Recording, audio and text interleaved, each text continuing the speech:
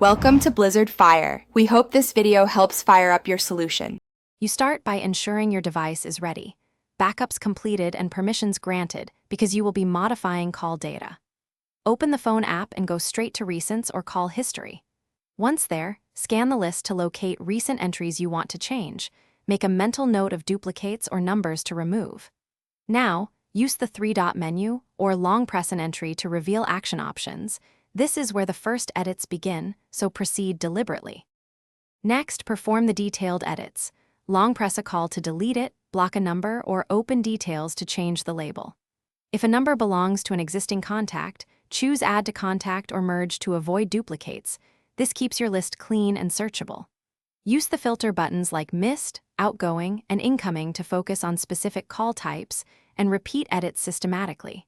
If supported, export or share the modified list before mass deletions so you can recover anything important. To finish, confirm any deletion dialogues and sync contacts or call logs to the cloud so changes persist across devices.